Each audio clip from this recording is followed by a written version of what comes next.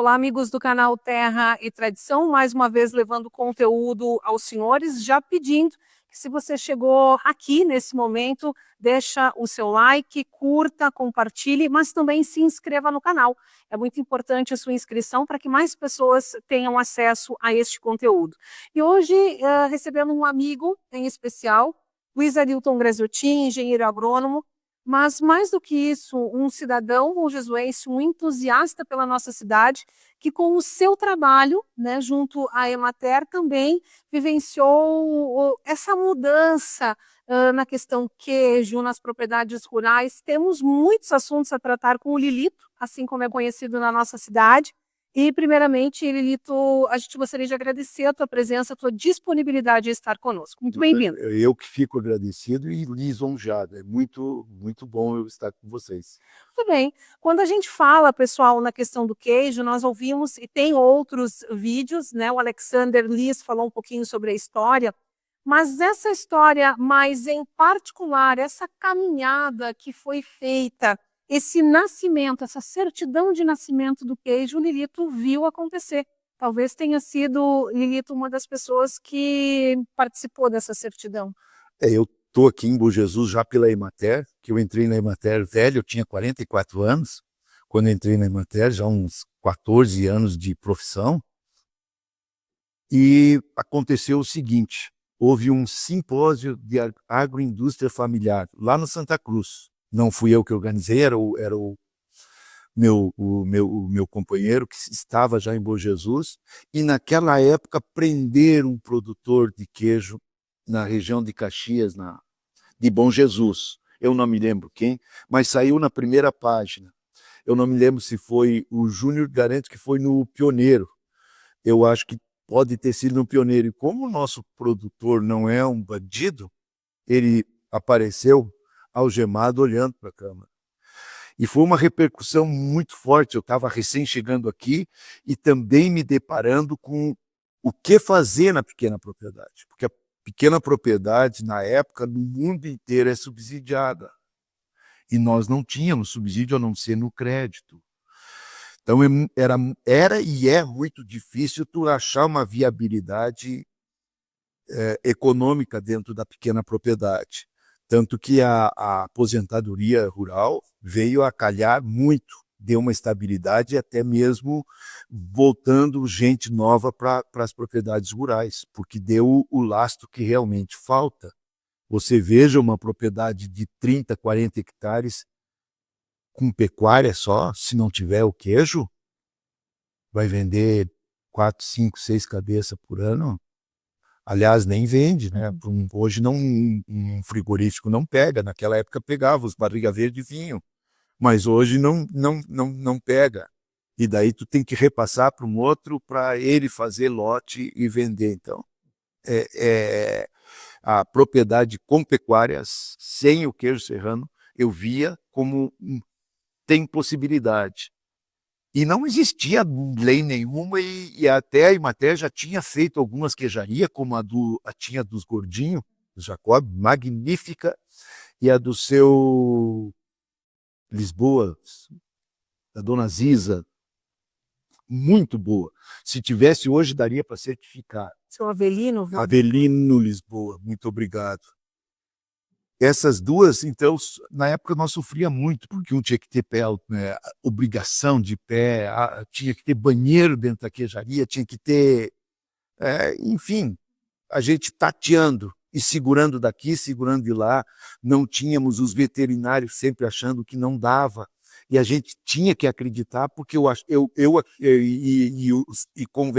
convencimento de meus colegas, uma das saídas para a pequena propriedade é o queijo. Se ele quiser ficar com pecuária, é o queijo. Se não, fruticultura, pequenos frutos, maçã, extremamente difícil e fora da cultura nossa. Mas aí começamos, e foi vários anos de trabalho, fazendo entrevista em cada propriedade de queijo para respeitar o saber fazer de cada propriedade, que a gente tinha que entrar, interferir, mas não modificar, que é diferente. Enfim, foi feito tudo isso e lá por 2010 nós não tínhamos nem a certidão, não tinha um documento que dissesse que esse queijo existia. E aí eu te contei, até um dia a gente pode fazer uma coisa pitoresca aqui, mas conseguimos com o Gilmar Titbo, que ele, como secretário da Agricultura, agradecendo muito ao Pedro Titbo, ao Marquinhos, que nos ajudaram muito nisso, e foi aí criado um documento de identidade do queijo. Depois disso, teve a formação da Aprocampus. Também tem algumas histórias assim que a gente tinha que contar. Queriam fazer uma de Ausentes, uma de Bom Jesus. Nós éramos fracos e somos fracos, na verdade. Nós precisamos de mais força do poder público, das pessoas, dos políticos, apesar de sempre ter tido toda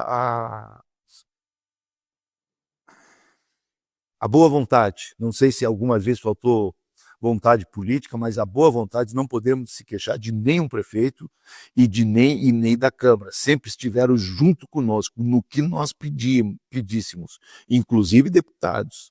Nunca houve assim algum político que batesse de frente conosco ou que tivesse uma reprimenda ao trabalho.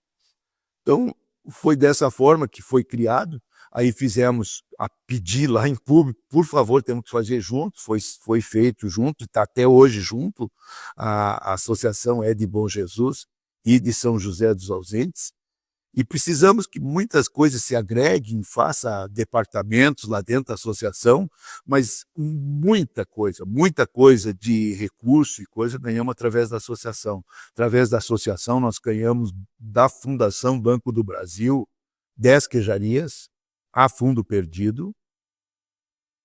Então, a nossa caminhada foi sempre árdua, para conseguir essas 10 queijarias não foi brinquedo, né? Porque tu imagine, perdemos um ano, buscamos de novo, daí trouxemos gente grande do banco aqui para ver como é que era o queijo e, enfim, conseguimos. Depois de 4, 5 anos lutando, também conseguimos. E aí foi dessa forma o queijo, e aí tu conhece agora o Júnior, a Juruema, divulgaram mais para cá os exames, tudo isso com participação efetiva nossa, né? Buscando leite, buscando queijo, buscando água, levando aos laboratórios, enfim, buscando parcerias para que isso ocorresse com menos custo para os produtores. Foi uma luta grande, mas deixa a gente satisfeito, porque está aí, eu estou saindo, estou me aposentando, e isso fica gravado na minha memória como uma luta que deu certo, por Jesus. É bem interessante, e trabalhando nas duas emissoras do município, tanto a Rádio Parados quanto a Rádio Nordeste, eu acompanhei todo esse processo. É verdade. E quando a gente fala na questão técnica, né, e nas pessoas que auxiliaram, eu pergunto, Lilito, nessa linha do tempo, quando a gente fala no queijo artesanal serrano, o trabalho que você viu acontecer e auxiliou com os projetos, com os conselhos, com as visitas, enfim, com o teu trabalho técnico, desde a questão do melhoramento de pastagens, a chegada de um gado que teve melhoramento, o próprio maquinário, a questão do êxodo rural, os jovens começaram a permanecer, né, no campo, começaram a estudar. Tu viu tudo isso acontecer? Porque nós tivemos uma época que os jovens iam embora e não voltavam mais, e agora a gente tem uma outra realidade. Isso aí me preocupava muito, e hoje eu já não tenho essa preocupação tão forte. Claro que preocupa, mas hoje o jovem quer voltar, porque é difícil a vida na cidade grande, muito difícil, e aqui não é tão difícil. Tem um cálculo, não sei se é da Emater ou de um órgão de pesquisa nosso, que cada real aplicado lá na propriedade, na pequena propriedade no interior, precisa de 6 na cidade para ter a mesma qualidade de vida. Então, é uma diferença muito grande. Então, isso e como a estabilidade, principalmente a aposentadoria rural do marido e da esposa, veio a fortalecer as bases da propriedade, porque antes eles tinham que buscar todo dia, toda hora, esse sustento, e continuo buscando. Veja a dificuldade quando, assim, às vezes a gente vê que o pecuarista não trabalha. Isso dói, profundamente que quem conhece um trabalho de uma pequena propriedade ou de uma média propriedade onde usa o leite, onde usa a pecuária, é extremamente trabalhoso. No dia de chuva, lá com 4, 5 graus negativo, está lá buscando uma vaca que não inventou de não vir, tem que ir lá no fundo da invernada, que é a melhor sempre, por causa que é para o leite, buscar, já chega todo molhado, resfriado, e vai até 9, 10 horas da manhã o trabalho, onde ele vai voltar para casa para tomar o primeiro café. O primeiro café não, já tomou o Camargo, já tomou, mas é dessa forma todo santo dia. De tarde tem a parte das vacas, tem que a vaca produz esterco, não sei, assim, às vezes eu brinco com isso, mas ele não sai sozinho da propriedade. Ele tem que ser botado num carrinho, por uma pá, e tirado de lá todo dia. Porque se acumular 2 dias, tu já não chega mais na propriedade. Todas as instalações têm que ser lavadas, todos os utensílios. É uma mão de obra muito grande, pobre do marido e da esposa. A gente sempre brinca que a mulher trabalha, acho que trabalha mesmo um pouco mais, mas é violento o trabalho para ambos. Não é brinquedo a propriedade de queijo como é e a pequena propriedade. Isso é muito verdade, o que o Lilito fala, é esse dia a dia. Às vezes a gente romantiza um pouco de que as coisas são fáceis e elas não são tão fáceis assim. Mas não tem muitos anos, se a gente voltar atrás, Lilito, que a luz elétrica chegou nas propriedades, que a própria internet chegou nas propriedades. Se a gente olhar para trás, faz muito pouco tempo que a gente tem essa qualidade de vida, não diria conforto, mas essa qualidade de vida nas propriedades. Necessária, porque tu não consegue ninguém da cidade voltar se tu não tiver conforto. Ah, porque tem que... Não, tem que ter mais conforto que na cidade para se calar. Tem que ter uma qualidade de comunicação muito grande, TV, casa, isso tudo precisa lá, e precisa que o poder público pense nisso e dê condições para que as pessoas lá vivam bem, né? Senão não tem como. Não... Nós tínhamos muito forte a pecuária, o próprio gado da pecuária recebeu melhoramento, né, ao longo dos anos. As propriedades têm propriedades pioneiras que foram investindo nisso, mas aí você viu também chegar as lavouras, a fruticultura forte, mas outras culturas que foram chegando nesses últimos anos. Mas os últimos 15 anos a zootecnia mudou completamente.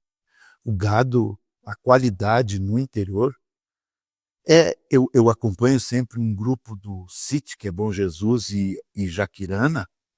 Tu entra nas propriedades de todos os produtores, tu vê a qualidade do rebanho deles, a qualidade que isso eles se dedicam e capricham, para o Brasil viver aqui. Realmente nós estamos no caminho. E o produtor rural busca isso. E o pequeno busca isso. Nós também tivemos com o queijo, há anos atrás, fizemos convênio com algumas cabanhas, onde nós conseguimos introduzir touros melhoradores. Através também fizemos desse mesmo convênio com o Fiapé. Então tu recebia um trevo, um touro, e tu pagava 20% desse touro. O resto é não retornável. Então fica muito bom para a pequena propriedade. E isso assim a gente enxerga, em 2 anos tu vê a mudança que dá na qualidade dos animais. E isso, claro, foi pequeno, mas isso também irradia, e o produtor também busca alternativa com outros e outras fontes, e caminhou. Hoje tu não reconhece o gado. Se tu vê uma fotografia, é impressionante isso. Zootecnicamente, nós estamos no caminho e estamos indo muito bem. Claro que precisa de recursos, precisa de continuar. O país tem muita dificuldade, sempre a pesquisa está na mão do produtor. Acho que o governo se encosta um pouco e devia estar, não, que dele a FEPAGO nossa. Onde é que está? Santa Catarina ainda tem a EPAG, que tem pesquisa, mas que dele as nossas coisas? Isso é Coisa, a própria questão da sustentabilidade e também desse preservar, eu preciso que as pessoas tenham esse conhecimento. Então, hoje, os trabalhadores não têm mais um subemprego, pelo contrário. nós custamos muito, nós estávamos conversando antes, a entender que nós somos rural. E eu quero deixar um alerta para os nossos comandantes municipais. A formação de ideia é do rural para a cidade, e não da cidade para o rural. Nós sempre pensamos isso, estava discutindo, e a cidade está muito miscigenada. Várias culturas entrou aqui e estamos naquele momento que a gente não sabe aonde está. E o rural permaneceu com suas organizações e seu pensamento muito forte, apesar de ter entrado o grão, com alta tecnologia, como tu disse, exigindo mão de obra qualificada para tocar as máquinas, para tocar as atividades, mas isso ainda temos preservado e nós devemos se preocupar com essa cultura. Eu acho uma cultura riquíssima nossa, é uma cultura que nos distingue até do Rio Grande do Sul, e eu acho o que nós devíamos dar mais atenção às estradas, à infraestrutura rural, porque é impossível ficar lá no sítio numa casa sem qualidade. É impossível. Tu precisa de qualidade de vida, de não só casa, estrada, a tua esposa ficou doente, tu sair de lá qualquer hora e vir acessar um médico aqui sem problema.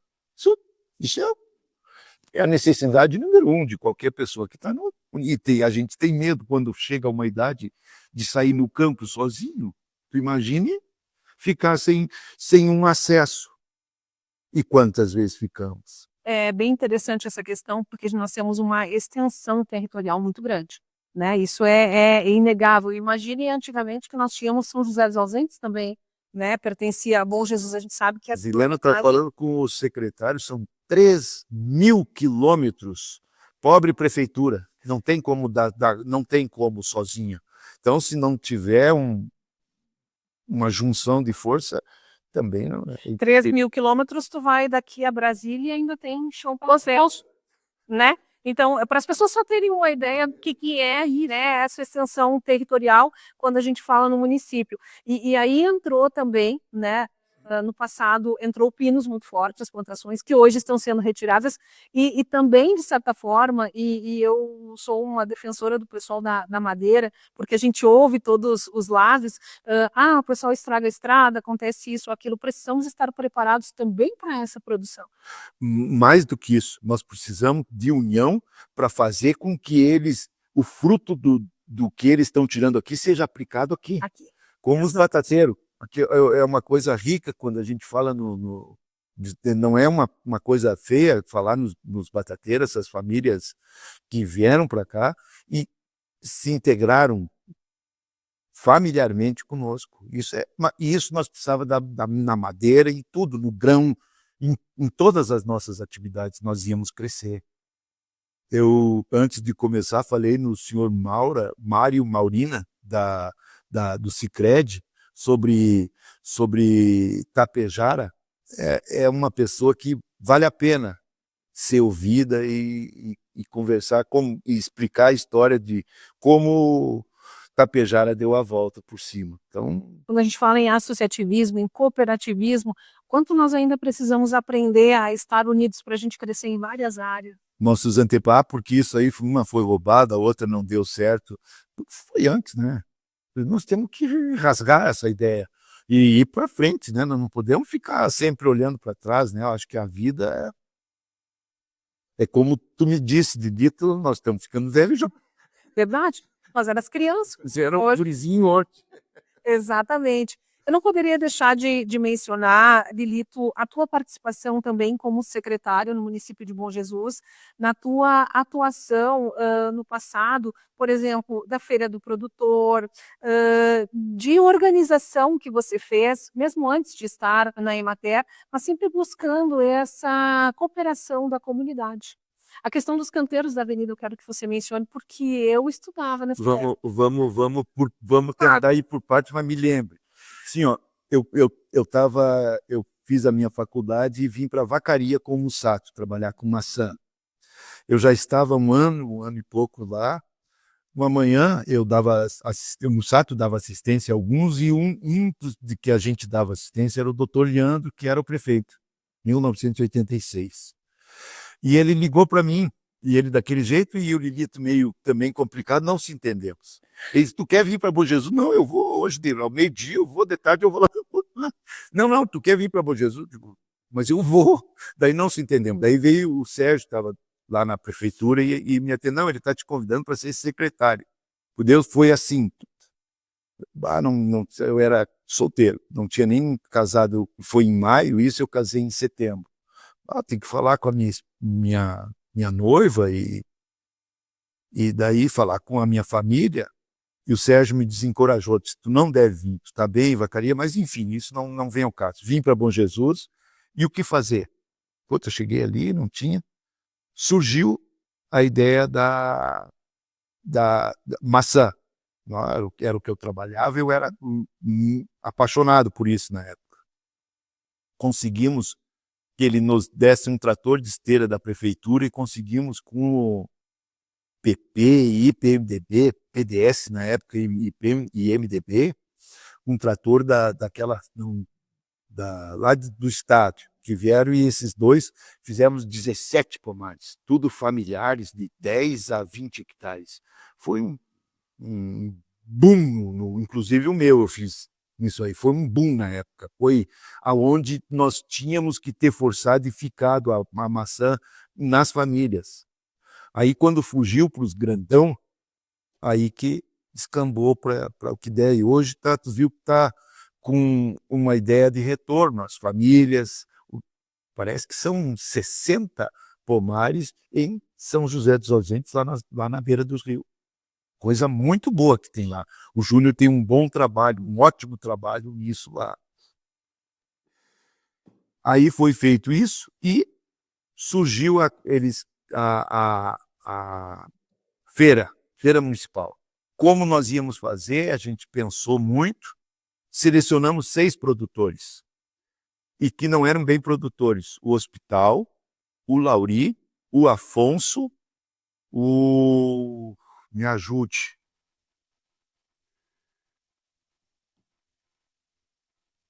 Enfim, nós organizamos para esses 6 produtores em todas as semanas, e na época dava da prefeitura fazer o que nós fizemos? Fizemos uma tenda maior para a prefeitura, nós dava toda a assistência e transporte para os pequenos produtores, para vinhos, e na prefeitura nós sempre trazia um produto para vender para o povo a preço de custo.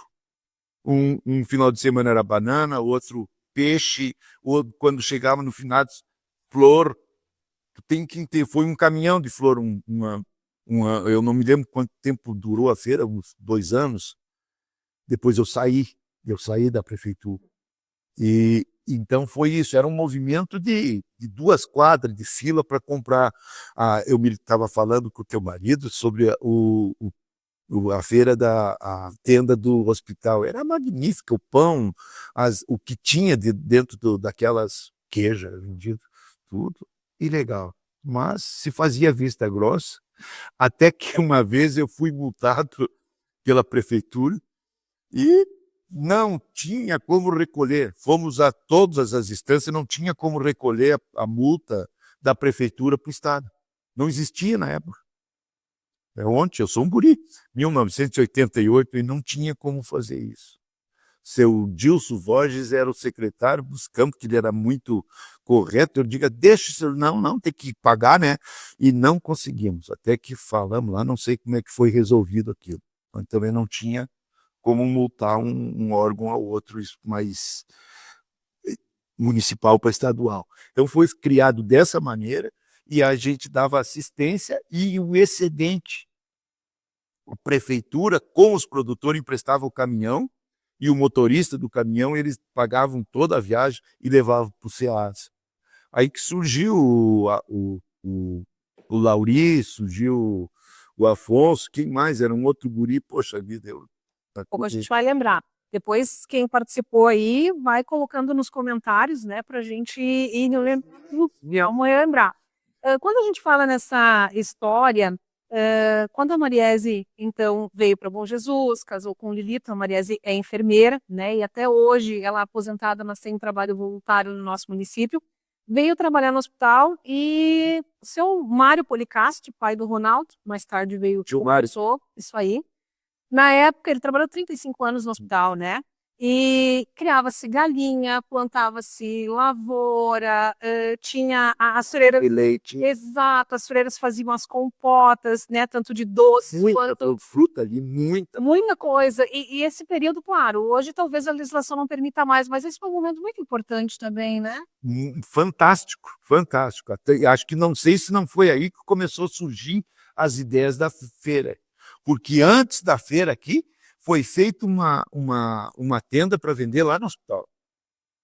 E talvez com o movimento, eu conversando com a Mariese, eu não me lembro disso, talvez tenha saído daí a ideia da feira. Eu não me recordo disso, mas me recordo de tudo isso. A gente lá, o tio Mário era muito receptivo, um cara sempre muito bom, né? Então nos mostrava, a gente tentava ajudar com máquina no que a gente podia. Foi realmente muito interessante tu lembrar dessa parte. Foi uma época, inclusive, a Mariese disse que era uma boa renda para o hospital. Além da alimentação, tinha uma boa renda a barraca, realmente como um dinheiro. O Ronaldo até hoje reconhece Lilito flores, que tem lá nos fundos do hospital ainda, que foram plantadas pelo seu Mário, pinheiros que ainda estão lá, né, araucária que ainda estão lá. Isso faz parte, o que o canal quer contar? Essas histórias que a gente lembra das nossas famílias. Deve orgulhar muito o Ronaldo, né? Deve faz bem, né, que a gente enxergar o pai, a figura do pai da gente nessas coisas é bom. Verdade. E aí eu puxo um pouquinho, Lilito, para a tua família, para o teu pai, que foi uma pessoa longeva, uma pessoa que, mesmo depois de aposentado, sempre tinha uma palavra amiga, muito carinhoso com os amigos, a casa sempre rodeada pela família. Isso também, como eu trabalhei na rádio, tanto na Parados quanto na Nordeste, eu caminhava por ali, estacionava o carro por ali, a gente acompanhou muitas vezes e conversou com ele muitas vezes. Como era uma pessoa querida? Sempre muito lúcido, foi até 101 anos com lucidez, não queria, no final estava cansado, não queria nem ir para o hospital, a gente respeitou, deu todo o atendimento que a gente podia dar, não sei se é o melhor, mas a gente tentou, e ele sempre muito parceiro nosso, né? Ele gostava de um vinho, de discutir política, de conversar, era uma pessoa que ia orientar a gente, e companheiro. Quando a gente foi mal na agricultura, aqueles anos terríveis de plano cruzado e coisa, ele ao lado, sempre ao lado. Vamos comprar de novo, vamos conseguir, vamos dar a volta. É essa a ideia. Muito mais desprendido ao dinheiro que eu, que tenho 60 anos menos que ele. São pessoas de muita visão, né? De muita visão.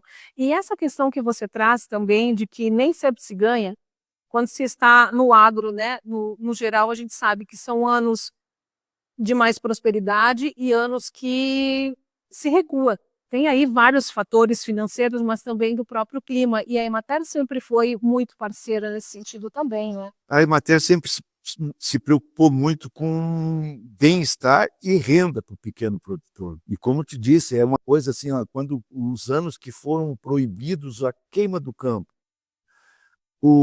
veja bem, Bom Jesus, o grande, ficou na coxilha e conseguiu comprar mais. E o pequeno para onde foi? Para o espigão dos rios. A floração de rocha, declividade, maca, capoeira.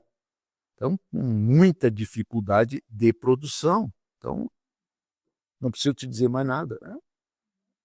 Querido, só voltando ali a questão dos canteiros da avenida. Como é que foi trabalhado junto às escolas? Como é que você movimentou esse pessoal todo? Eu estava lá no meio. Foi já quando eu era secretário com o Geraldo. Foi feito também a batata semente nessa época, não deixa eu esquecer. Nós fizemos reuniões com cada direção e professores, para a gente entregar um canteiro para cada turma, para nós conseguir ajardinar. Ah, mas eles não vão cuidar. Nós sabemos disso, que não vão cuidar. Claro que a gente sabia que não iam cuidar, mas o movimento e o envolvimento de professor, aluno, família foi magnífico. Foi um resultado muito bom de convivência, que eu acho que a gente deveria continuar. Por isso eu acho que o corpo técnico das prefeituras tem que ter um esqueleto.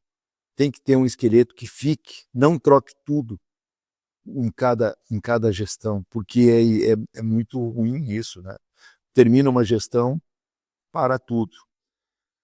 Da batata semente, nós também nos preocupava com o pequeno produtor.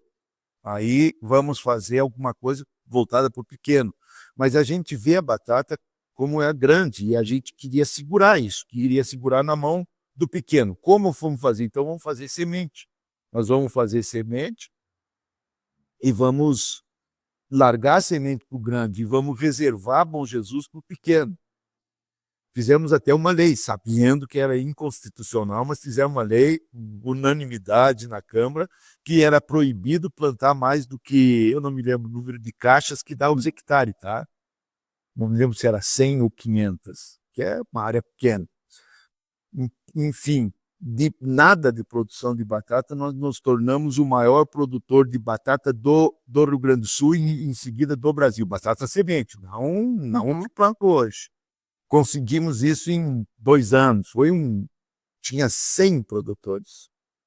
Quando começou a surgir as primeiras lavouras e esse pensamento começou a entrar, muitas pessoas ficaram paradas desacreditando que isso pudesse dar certo. E hoje até acontece ainda em algumas culturas, essas pessoas muitas vezes esperando que alguém comece para ver se dá certo, para depois seguir. Mas é que hoje, assim, o grão é muito profissional, a batata é muito cara, tu tem que ser muito grande. Na época dava para fazer com o pequeno, na mão do pequeno, um tratorzinho e dava para nós tocar. Só que tivemos muito azar foi bem naquela época dos planos e ninguém pagava ninguém. Era 80% de inflação no mês. Se o produtor vendia a 100 e levasse 4 meses para receber, já não valia mais nada. Então, foi a agricultura, depois daquilo, arrumou, e pode ver que hoje é muito difícil ver um produtor quebrar. Muito difícil, porque trabalhando, e todos trabalham, não vai sem problema. Eu vejo dessa forma hoje. Hoje tinha que estar entrando tudo aquilo, mas hoje como que vai entrar batata semente, como que vai entrar as coisas aqui, é pequenininho, né? Não tem como mais. Porque isso é bom também para Bom Jesus, porque o produtor hoje tem emprego, tem renda, que fica aqui na batata, fica aqui no município, desenvolve farmácia, posto de gasolina, loja de roupa, enfim, toda a cadeia, oficinas que arrumam máquinas e coisas que quebram e assim por diante, né? Então, o grão, a agricultura como um todo é muito, muito bom, cara, para o município. Mas tem muita coisa ainda para nós buscar. A avicultura não entrou aqui.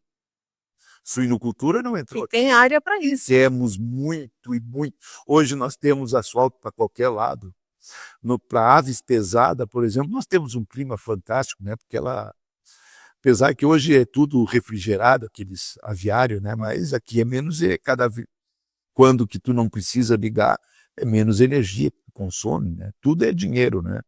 É massa, é eletricidade, enfim, tudo é dinheiro.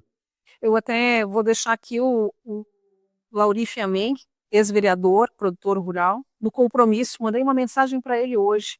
de que ele estava na cidade. Grande produtor. Nós conversamos com o senhor Afonso Araújo, ele contou um pouco da história da propriedade dele, da diversidade, e eu não posso deixar de mencionar, Lilito, porque você acompanhou também essa caminhada do Lauri, aonde ele também foi uma pessoa muito visionária. Hoje a questão da uva, do kiwi, e foi uma pessoa que sempre deixou aquela propriedade de portas abertas, que levou todos nós, eu fui como imprensa, lembro que a Emater foi como parceira, o próprio queijo na propriedade dele, foi uma pessoa de muita visão aí no interior do nosso município, no 2º distrito, aonde também as próprias pessoas ali não acreditavam que pudesse produzir tanto quando ele começou.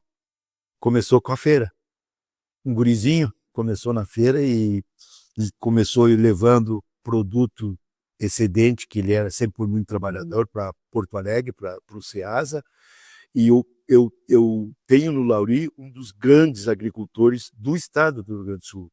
Acho que trabalhar com kiwi do país aqui é primeiro ou segundo, aí é o Lauri.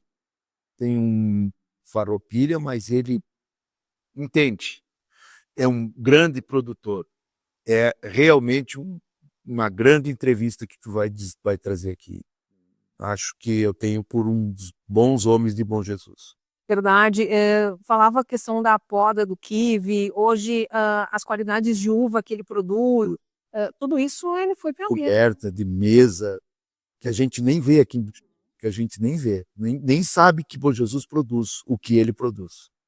Se ele fizesse um marketing para a propriedade dele, meu Deus do céu, ia ficar realmente encantado. Tenho certeza que o Bom Jesus ia ficar encantado em ver o que sai daquela propriedade.